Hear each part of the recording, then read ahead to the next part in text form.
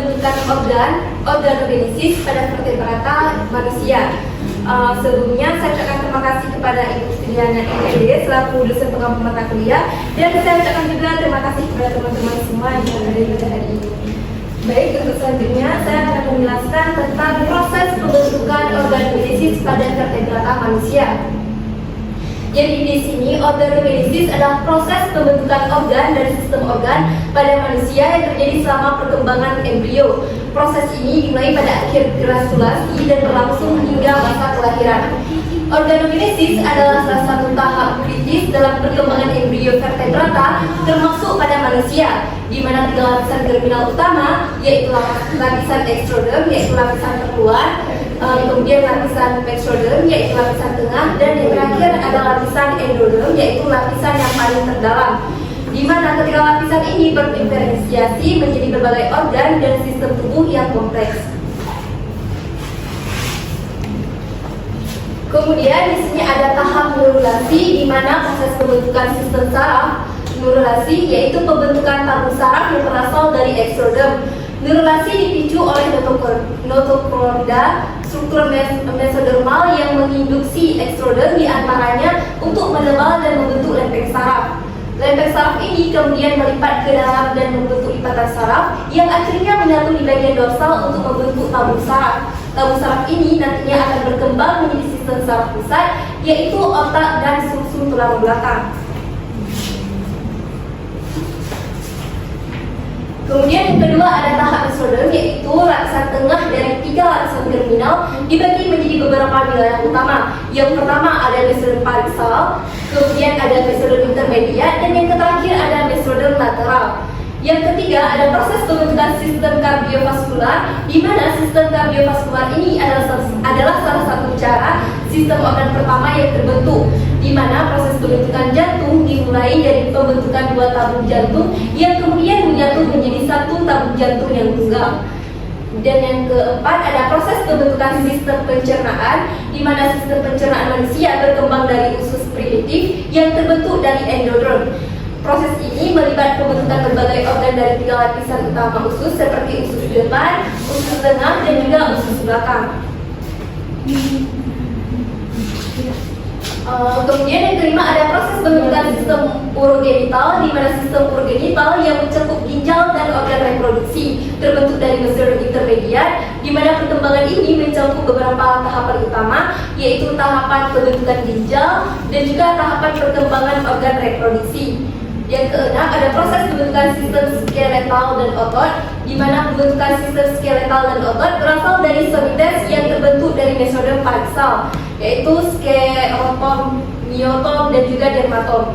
Yang ketujuh ada proses pembentukan sistem saraf tepi, di mana sistem saraf tepi ini terdiri dari saraf yang menghubungkan sistem saraf pusat dengan organ tubuh lainnya. Sistem ini terbentuk dari sel puncak saraf yang bermigrasi dari tabung saraf. Kemudian proses pembentukan organ pada manusia, yang kedelapan yaitu pembentukan sistem endokrin, di mana sistem endokrin yang mengatur berbagai fungsi tubuh melalui hormon terbentuknya dari beberapa sumber, yaitu kelenjar tiroid, kemudian kelenjar pituitari, dan yang terakhir kelenjar adrenal. Yang kesembilan ada integrasi, maturasi, dan pembentukan akhir organ. Setelah organogenesis selesai, organ-organ dan sistem tubuh mulai berfungsi secara independen dan berinteraksi satu sama lain untuk mendukung pertumbuhan dan perkembangan embrio lebih lanjut. Kemudian di sini organogenesis turunan mesodem.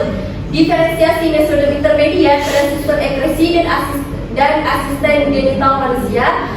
Jadi mesodem adalah lapisan germinal tengah yang berperan dalam pembentukan sejumlah struktur, termasuk sistem ekresi dan sistem genital yang berasal dari mesodem intermediat. Mesodem intermediat terletak di antara mesodem pariksal yang mana membentuk somites dan mesodem lateral yang mana membentuk sistem kardiovaskular dan membran sel-sel tubuh.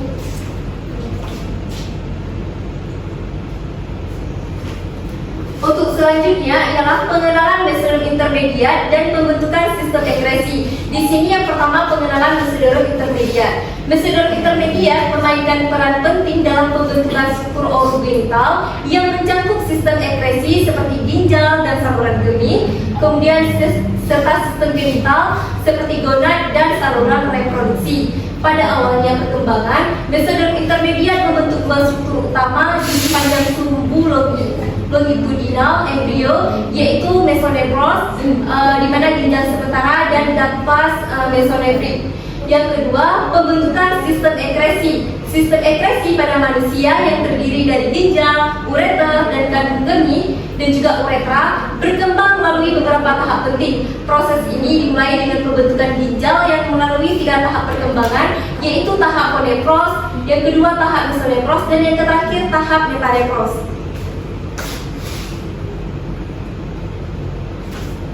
Nah, di sini ada penjelasan tentang tahap ponefros, di mana tahap ponefros adalah ginjal primitif yang pertama kali terbentuk selama perkembangan embrio, tetapi tidak berfungsi sebagai ginjal definitif pada manusia.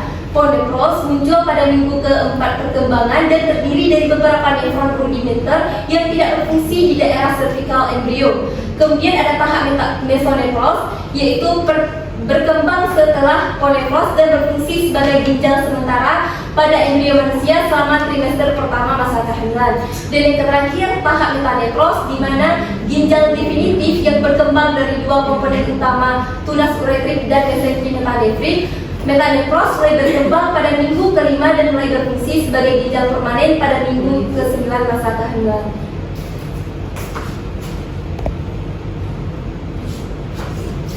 Kemudian pembentukan sistem genital. Sistem genital manusia yang mencakup gonad testis pada pria dan ovarium pada wanita, serta saluran genital seperti vas deferens dan uterus dan juga tuba fallopi juga berkembang dari mesoderm intermediat.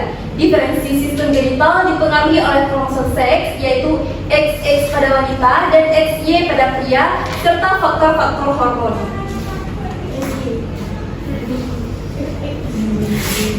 Nah, di sini ada kelainan ginjal dan juga sistem ekresi. Yang pertama ada atresis renal, di mana atresis renal ini adalah kondisi di mana satu atau kedua ginjal itu gagal terbentuk.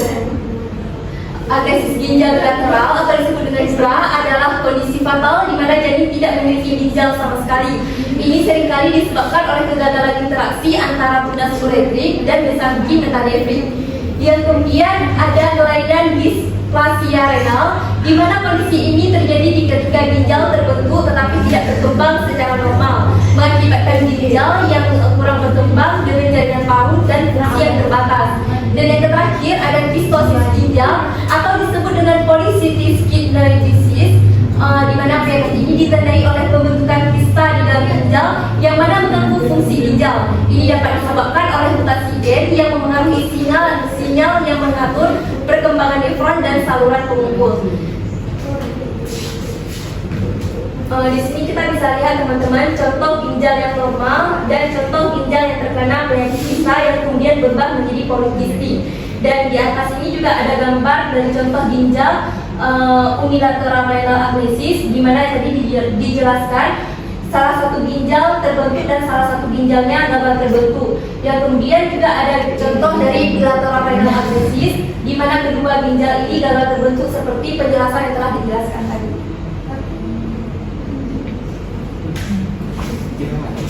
Dan untuk selanjutnya yaitu kelainan genital pada pria dan wanita.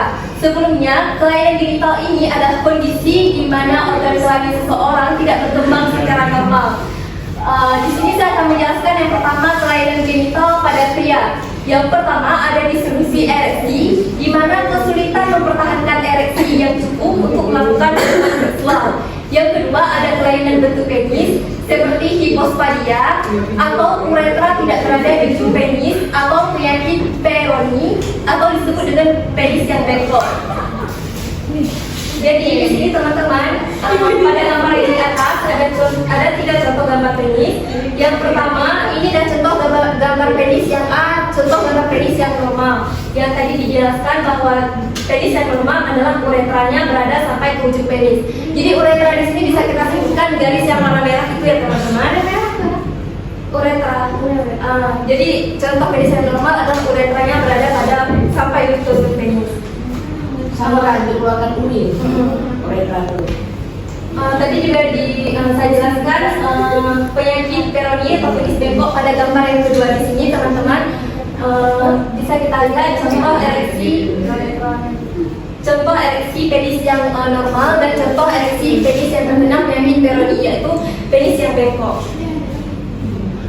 Kemudian yang ketiga ada kanker penis, di mana pertumbuhan sel abnormal pada penis, dan yang keempat ada penyakit menular seksual seperti gonore, chlamydia, herpes genital, dan juga HIV. Kemudian kelainan genital pada wanita. Yang pertama ada kelainan pada vagina seperti vagina yang terlalu sempit atau terlalu longgar. Yang kedua ada kista ovarium, di mana kista ovarium ini kantung yang berisi jaringan ovarium. Yang ketiga ada endometriosis, di mana jaringan yang melapisi rahim tumbuh di luar rahim. Dan yang keempat ada kanker serviks, di mana pertumbuhan sel abnormal pada serviks atau leher lahir.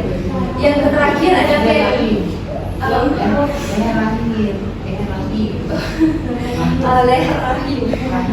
Yang terakhir ada penyakit menular seksual, sama seperti pada pria tadi seperti penyakit HIV dan lain sebagainya. Di sini juga ada gambarnya teman-teman, contoh ovarium yang sehat dan ovarium yang terkena kista ovarium. Kantung yang berisi cairan pada kista ovarium. Dan ini contoh yang aslinya. Contoh ovarium yang dioperasi. Ini tadi juga kelainan pada wanita yaitu endometriosis, yaitu jaringan yang melapisi rahim tumbuh di luar rahim.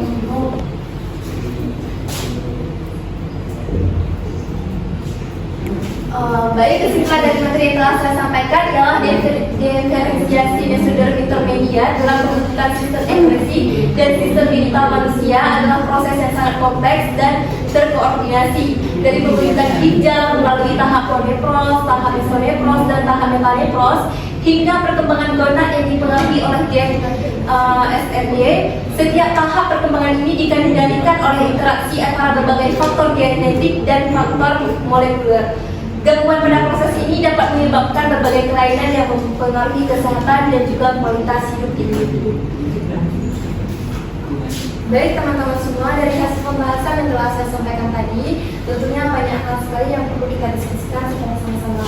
Jadi saya berikan kesempatan kepada teman-teman semua, jika ada hal yang ingin ditanyakan dan kurang dimengerti bisa ditanyakan. Saya persilakan.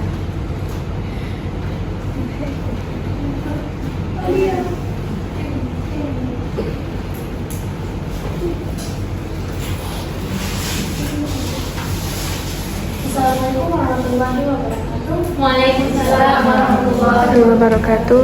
Saya Alia Zumi menunjukkan pertanyaan. Tadi sudah dijelaskan bahwa kelainan ginjal pada manusia yaitu adanya agnesis renal, dan agnesis renal ini disebabkan oleh gejala interaksi antara tunas ureterik dan mesenterik metanefrik. Jadi pertanyaan saya, apa itu tunas ureterik dan mesenterik metanefrik? Sekian, assalamualaikum warahmatullahi wabarakatuh. Baik, saya akan menjawab pertanyaan dari Aulia Azmi. Sebelumnya terima kasih karena telah memberikan pertanyaan. Jadi pertanyaannya tadi itu apa itu tunas ureterik dan mesenterik metanefrik. Jadi singkatnya tunas ureterik ini bagian dari sistem saluran kemih yang nantinya akan berkembang menjadi ureter, pelvis ginjal dan juga kalis ginjal. Sedangkan mesenterik metanefrik dia adalah jaringan embrionik yang mana berkembang menjadi struktur ginjal seperti tubulus ginjal dan glomerulus. Jadi singkatnya itu seperti ini teman-teman. Tunas ureterik ini yang bekerja membentuk salurannya, sementara mesenterik metanefrik yang membentuk bagian-bagian penyaring ginjal, di mana keduanya ini saling bekerja sama untuk membentuk ginjal.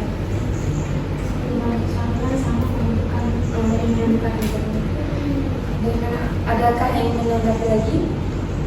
Gimana Aulia? Bisa.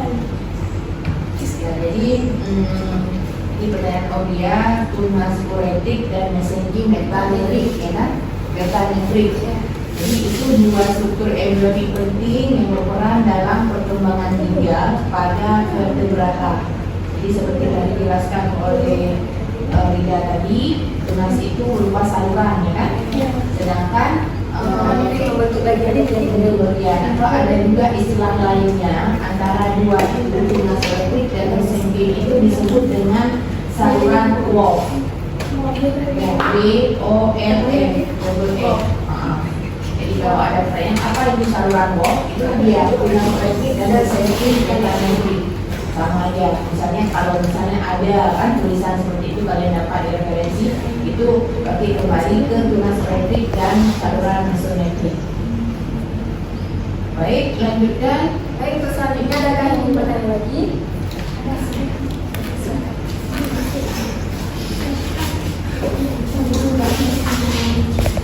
Assalamualaikum warahmatullahi wabarakatuh. Waalaikumsalam warahmatullahi wabarakatuh. Saya ingin mengajukan pertanyaan kepada Rida Putri. Pertanyaannya, apa yang menyebabkan seorang wanita mengalami menjadi kista ovarium? Sekian dari pertanyaan saya. Assalamualaikum warahmatullahi wabarakatuh. Waalaikumsalam warahmatullahi wabarakatuh. Saya ucapkan terima kasih kepada Asyifa Vera yang telah memberikan pertanyaan.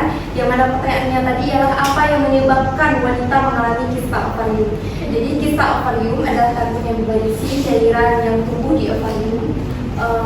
Dan penyebab utamanya biasanya terkait dengan siklus menstruasi, yaitu ketika folikel yang seharusnya pecah dan melepaskan sel telur tidak pecah dan justru membentuk kista. Folikel ini pada kista ovarium adalah kantong kecil yang berisi cairan yang seharusnya pecah saat ovulasi untuk melepaskan sel telur. Itu kista, kantong yang warna putih yang berisi cairan kista ovarium itu. Saat ovulasi, balon ini pecah dan melepaskan sel telur, tapi pada kista, balon itu tidak pecah, malah membesar yang kemudian tumbuhlah menjadi kista. Bagaimana?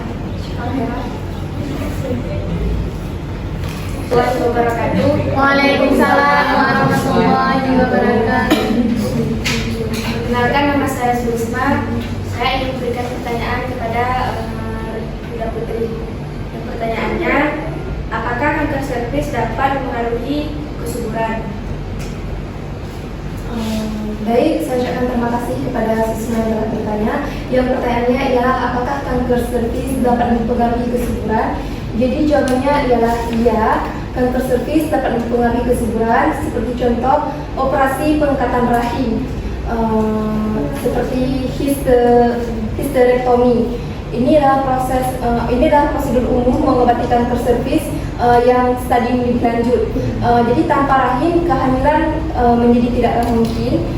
Contoh yang kedua yaitu kemoterapi dan radioterapi, di mana kedua metode ini digunakan untuk membunuh sel kanker yang ada pada rahim, tetapi juga dapat merusak sel telur dan jaringan ovarium yang sehat, sehingga proses ovulasi dan pembuahan itu gagal terjadi. Bagaimana Susma? Gimana Sulisma? Bisa diterima jawabannya? Bisa. Coba Sulisma ulangi apa jawaban yang diberikan oleh Rida tadi. Ya Bu, kanker serviks itu bisa menyebabkan kurangnya kesuburan karena proses pengobatannya yang menyebabkan kurangnya kesuburan. Contoh tadi operasi mengangkat rahim, kemudian kemoterapi dan radioterapi. Ya, jadi kalau kanker serviks seorang wanita itu sudah mengalami kanker serviks, otomatis sangat mempengaruhi kesuburan, ya kan? Ya. Nah, kenapa? Karena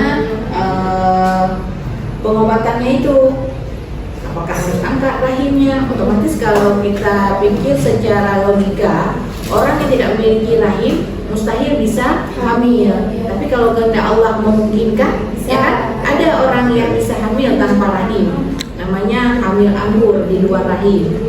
Nah, kemudian pengobatan kanker serviks itu bisa jadi dengan kemoterapi, radioterapi. Nah, jadi tambah lagi dengan pengobatan tersebut mempengaruhi kesuburan. Ya, udah, ambil kesimpulannya. Baik, kesimpulan dari materi yang telah saya jelaskan ya, diferensiasi disorder intermediat dalam pembentukan sistem ekskresi dan sistem genital manusia adalah proses yang sangat kompleks dan terkoordinasi dari pembentukan ginjal melalui pronefros, mesonefros, dan juga metanefros hingga perkembangan gonad yang dipengaruhi oleh gen SRY. Setiap tahap perkembangan ini dikendalikan oleh interaksi antara berbagai faktor genetik dan juga faktor molekuler. Gangguan pada proses ini dapat menyebabkan berbagai kelainan yang mempengaruhi kesehatan dan juga kualitas hidup individu. Baik, dari sekian materi yang telah saya sampaikan, saya mohon maaf bila ada kekurangannya, dan saya ucapkan juga terima kasih kepada teman-teman semua yang telah mendengar apa yang telah saya sampaikan.